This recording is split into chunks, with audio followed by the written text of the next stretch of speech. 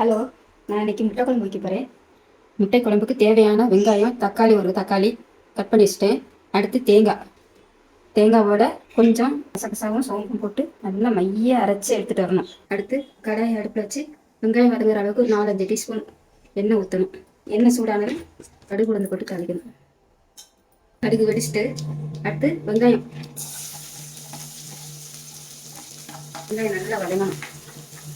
அடுத்து வெங்காயம் வதங்கிடுச்சு. ஒரு தக்காளி கட் பண்ணி வச்சிருக்கேன்.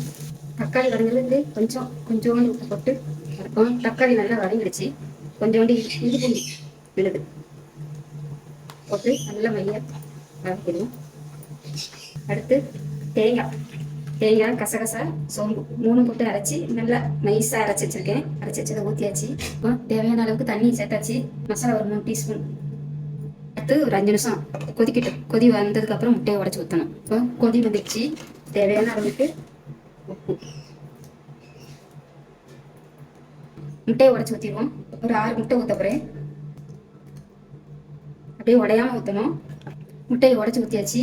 மஞ்சக்கருவு கலங்காத அளவுக்கு ஊற்றணும். அப்போ தான் மஞ்சக்கருவு கரையாமல் அப்படியே இருக்கும். அடுத்து கொஞ்சோண்டு மிளகுத்தூள் அதை உடச்சி விட்ட முட்டைக்கு மேலேயே போட்டு விடணும். அப்போ தான் கொஞ்சம் டேஸ்ட் கொடுக்கும். இப்போ மூடி வச்சிருவோம். குழம்பு மசாலா காயணும். அதனால் நல்லா ஒரு 1/4 hour மேலே ஒரு 20 நிமிஷம் கொதி வரட்டும். குழம்பு ரெடி ஆயிடுச்சு. முட்டை கருகு அப்படியே கரையாமல் இருக்குது பாருங்க. மஞ்சள் கருவெல்லாம் அப்படியே போட்டது ரெடியாக இருக்குது. குழம்பு ரெடி ஆயிடுச்சு. அடுத்து கொஞ்சம் கருவேப்பிலை போட்டு கரைக்கணும். குழம்பு ரெடி ஆயிடுச்சு. அவ்வளோ டேஸ்ட்டாக இருக்கும் குழம்பு இப்படி வச்சா. நீங்களும் செய்து பாருங்கள்.